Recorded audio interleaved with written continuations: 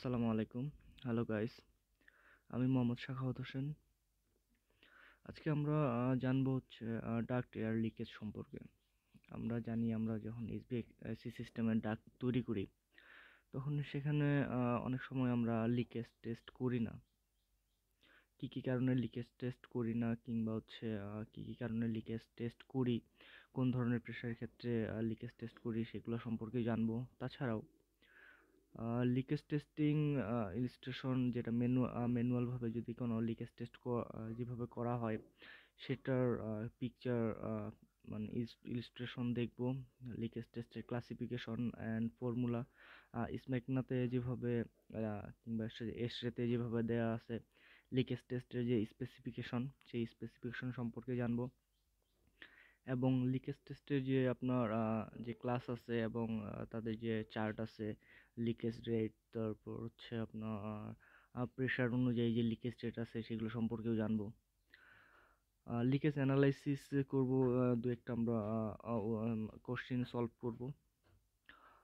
আর তারপর যেটা দেখব 4 নম্বরে example of A testing report form, testing report কিভাবে দিতে মানে দেয় সেই সম্পর্কে জানবো। তারপর হচ্ছে 5 নম্বরে যেটা আছে সেটা হচ্ছে আপনার টেস্টিং প্রেশার। অ্যাকচুয়ালি এখানে ডিজাইন প্রেশার এবং অপারেটিং প্রেশারের মধ্যে একটা যে পার্থক্য আছে সেটা সম্পর্কে জানবো। আর বিল্ডিং কোড, বিল্ডিং কোড বলতে ডাক্ট এয়ার লিকেজের ক্ষেত্রে মানে কোন ধরনের প্রেশারের জন্য আহ, কোন ধরনের টেস্ট কিংবা হচ্ছে কত পার্সেন্ট টেস্ট করতে হবে, এটা বিল্ডিং কোডের মধ্যে বলা আছে। সেই বিষয়টা সম্পর্কে জানবো। তো চলুন আমরা শুরু করি এই ডাক্ট লিকেজ টেস্টিং এর ইলিস্ট্রেশন দিয়েই। এটা হচ্ছে আপনার ম্যানুয়াল লিকেজ টেস্টের যে পদ্ধতি সেটা দিয়ে।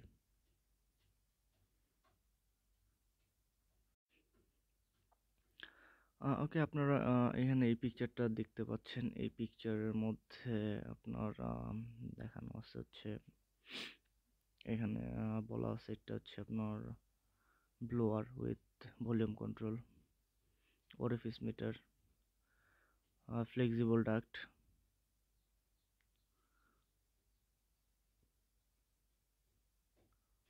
তারপর হচ্ছে এখানে দেওয়া আছে হচ্ছে ডিফারেন্সিয়াল ম্যানোমিটার। দেখতে পাচ্ছেন ডিফারেন্সিয়াল ম্যানোমিটার হচ্ছে ডাক্ট প্রেশার ম্যানোমিটার, যেটা হচ্ছে ডাক্ট প্রেশার ম্যানোমিটার। অ্যাকচুয়ালি যে এই যে পুরো ডাক্টটা দেখা যাচ্ছে, এই পুরো ডাক্টটার হচ্ছে প্রেশার টেস্ট করা হচ্ছে ম্যানুয়ালি ভাবে প্রেশার টেস্ট করা হয়।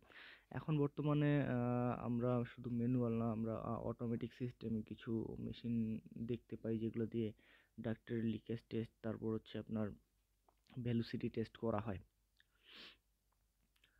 তো আমি যেটার কথা বলতেছি সেটা হচ্ছে পুরোটাই ম্যানুয়ালি একটা হচ্ছে আপনার টেস্টিং এর যে সিস্টেম, সেই সিস্টেমের একটা বিষয় মনে রাখতে হবে যে কখনোই যেন আপনার ডাক্টের যে হচ্ছে প্রেশার আছে, ডিজাইন প্রেশার, এই ডিজাইন প্রেশার কখনো যেন হচ্ছে আপনার ওভারপাস না হয়।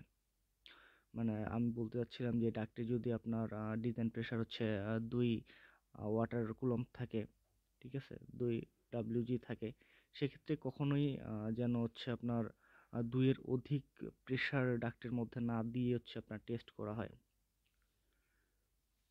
ওকে, তো আপনারা দেখলেন এটা হচ্ছে আপনার সিম্পল ডাক্টের যে আপনার ইলিস্ট্রেশন কিভাবে হচ্ছে আপনার সেট আপের যে পদ্ধতি সেটা। তো আমরা যাই এখন আর এটা হচ্ছে আপনার 2 ধরনের সেট আপ আছে এই ডাক্টিং এর। আপনার টেস্টিং এর 2টা সেট আপ আছে, একটা হচ্ছে আপনার ফ্লান্স টাইপ, আর এটা হচ্ছে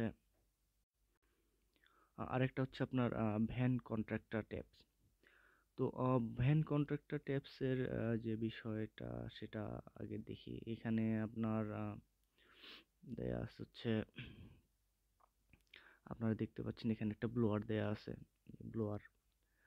তারপর এখানে হচ্ছে আপনার যে ফ্লেক্সিবল ডাক্ট আছে, ফ্লেক্সিবল ডাক্ট অ্যান্ড হচ্ছে একটা টিউব দেওয়া আছে। ভ্যান কন্ট্রাক্টর বলতে এখানে আরো কিছু বিষয় দেওয়া আছে, যেটা হচ্ছে আপনার duct testing pressure, pressure manometer দেওয়া আছে, flow straightener vane or perforated plate, তারপর হচ্ছে orifice pressure differential manometer and inclined manometer. তো মূলত যে বিষয়টা এখানে বলা আছে হচ্ছে location of vena contracta taps. এই বিষয়টা আমরা সাধারণত যে আপনার ডাক্টিং এর ক্ষেত্রে যখন যে আমরা দেখি যে এই যে আপনার যে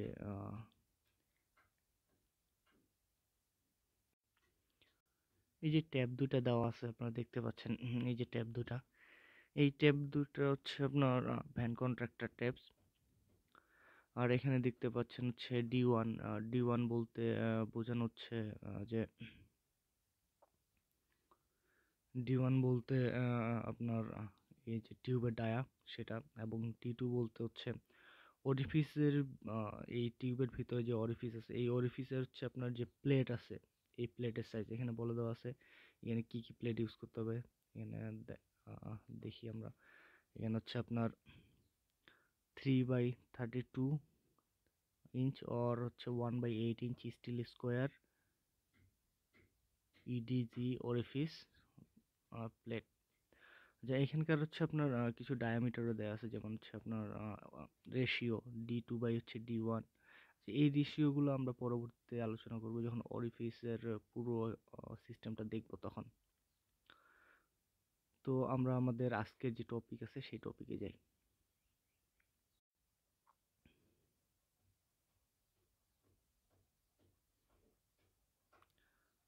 লিকেজ ক্লাসিফিকেশনের যে চার্ট আপনারা দেখতে পাচ্ছেন, এটা হচ্ছে আপনার একটা লিকেজ ক্লাসিফিকেশনের চার্ট।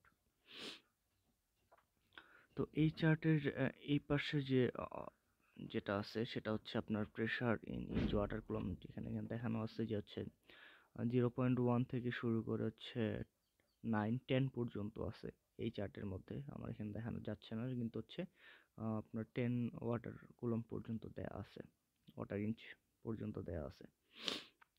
আর এই পাশে যেটা দেখতে পাচ্ছেন সেটা হচ্ছে আপনার লিকেজ ফ্যাক্টর CFM পার 100 স্কোয়ার ফিট। মানে হচ্ছে যে এখানে যদি আপনারা দেখতে পাচ্ছেন এখানে 2 CFM, 3 CFM, 4 CFM, 5 CFM, এটা হচ্ছে পার 100 ফিটে 100 ফিটের মধ্যে। এটা হচ্ছে 100 ফিটের মধ্যে 4 CFM আপনার লিকেজ হইতে পারে, অথবা হচ্ছে 10 CFM হইতে পারে, কিংবা হচ্ছে 100 CFM পর্যন্ত দেয়া আছে। এবং এখানে যে এই যে এগুলো দেখতে পাচ্ছেন, এগুলো হচ্ছে আপনার লিকেজ ক্লাসিফিকেশন। যেমন হচ্ছে 3 ক্লাসিফিকেশন হচ্ছে 3, তারপর হচ্ছে 6, 12, 24, 48, এগুলো হচ্ছে ক্লাসিফিকেশন। এটা মনে রাখার একটা হচ্ছে সহজ পদ্ধতি হচ্ছে 3 স্কোয়ার, তিনের ডাবল 6, 6 এর ডাবল হচ্ছে 12, 12 এর ডাবল হচ্ছে 24, 24 এর ডাবল হচ্ছে 48। ওকে, এখানে কিছু নোটস আছে, চলেন এই নোটসগুলো দেখি। তো আমার মনে হয় যে এটা বুঝতে পারছেন যে এটা রিডিং এর সিস্টেমও সেম। যদি আপনার ডিজাইন প্রেসার হচ্ছে আপনার 2 ওয়াটার কুলম্ব হয়, সাপোজ মনে করেন যে হচ্ছে আপনার ডিজাইন প্রেসার হচ্ছে 2 ওয়াটার কুলম্ব, ওকে। আর আমার যদি হচ্ছে ক্লাস হয় হচ্ছে আপনার 6 ক্লাস, কিংবা হচ্ছে 12 ক্লাস, কিংবা হচ্ছে 24 ক্লাস। আচ্ছা, আমি 24 ক্লাস ধরলাম। তো 24 ক্লাস যদি আমি দেখি, সেখানে আমার আসতেছে হচ্ছে আপনার 40।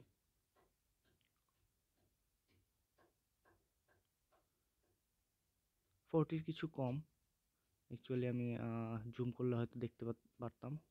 আমি জুম করে দেখি,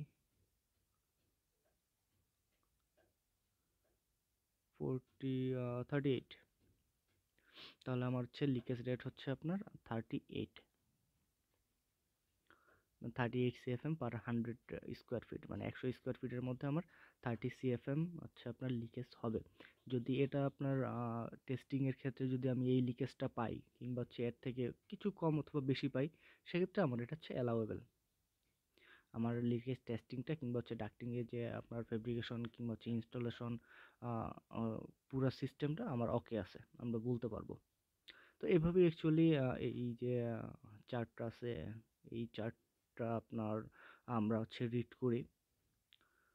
তো চলুন, এখানকার কিছু নোটস দেয়া আছে, এই নোটসগুলো, কারণ আপনারা হয়তো অনেকেই মনে করতে পারেন যে কোন ক্লাসিফিকেশনের জন্য আমি কোন ধরনের লিকেজ টেস্টিং ইউজ করব, মানে কোন ক্লাসটা ইউজ করব লিকেজের, তো সেটা সম্পর্কে একটু জানি।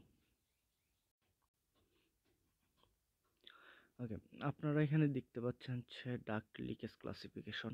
এখানে ডাক্ট লিকেজ ক্লাসিফিকেশনের মধ্যে শুরুতেই যেটা দেয়া আছে সেটা হচ্ছে আপনার ডাক্ট ক্লাস, তারপর হচ্ছে আপনার গেজ, তারপর হচ্ছে মানে প্রেশার, ওয়াটার গেজ 3 ইঞ্চি, 1 থেকে হচ্ছে 1/2 ইঞ্চি থেকে হচ্ছে আপনার 2 ইঞ্চি ওয়াটার গেজ, তারপর হচ্ছে 3 ইঞ্চি ওয়াটার গেজ, আর 4 থেকে হচ্ছে 10 ইঞ্চি ওয়াটার গেজ। এখানে হচ্ছে আপনার সিল ক্লাস দেয়া আছে, যেমন হচ্ছে 1.5 ইঞ্চি থেকে শুরু করে। সিল ক্লাসগুলো দেখিয়ে দেখেন।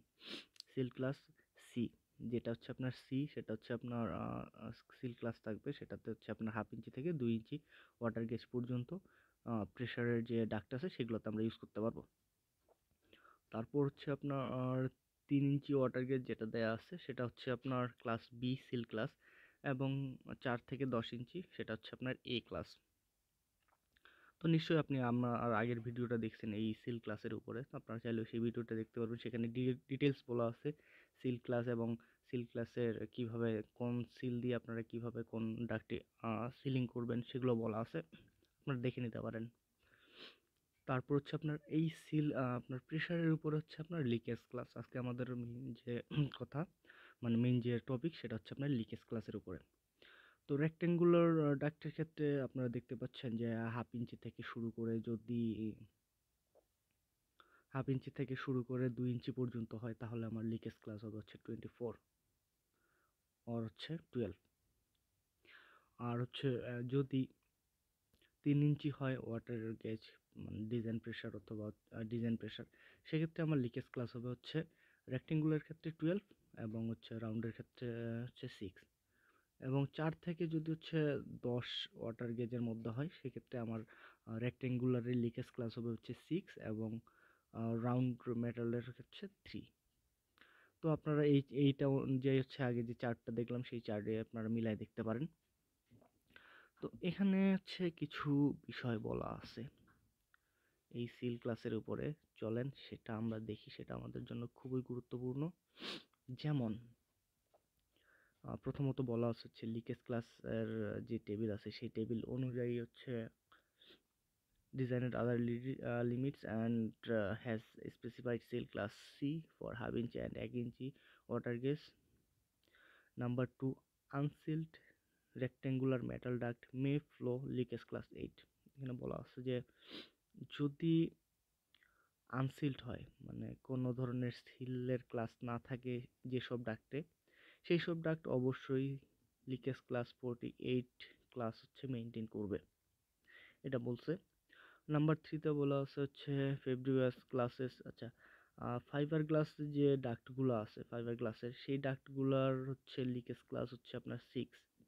সেটা যদি আপনার 2 ইঞ্চি আর হচ্ছে লেস ওয়াটার গ্যাসের হচ্ছে ডাক্ট প্রেশারের ডাক্ট হয়, ডিজাইন প্রেশার যদি হচ্ছে আপনার 2 ইঞ্চি ওয়াটার গ্যাস অথবা হচ্ছে তার থেকে কম হয় তাহলে হচ্ছে ফাইবার গ্লাসের জন্য লিকেজ ক্লাস 6 হবে।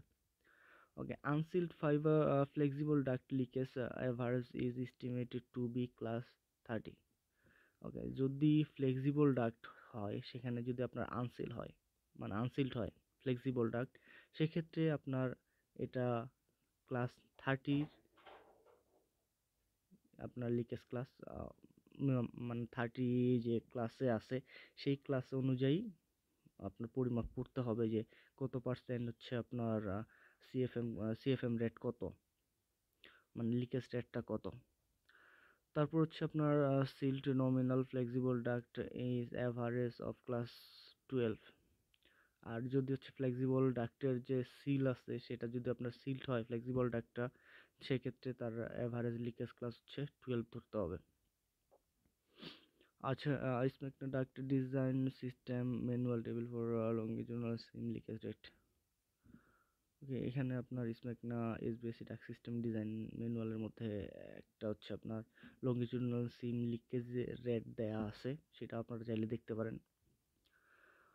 Although seal class A or B might be assigned for lower pressure, the leakage class may be not conform to those associated with the higher pressure. Other construction details influence results. Number 7 এ যেটা বলা আছে সেটা হচ্ছে leakage class is defined as being the leakage rate CFM per 100 SFT divided by power P pressure upon 0.65, where P is the static pressure in water gauge and when P is numerically equal to 1, the leakage rate is CL is equal to F। মানে এখানে বলছে যে যদি pressure এক water gauge হয় সেক্ষেত্রে লিকেজের যে class আছে সেই ক্লাস অনুযায়ী হচ্ছে লিকেজ রেট হবে। আচ্ছা, আমরা যখন ইকুয়েশনটা দেখব তখন বুঝতে পারবো।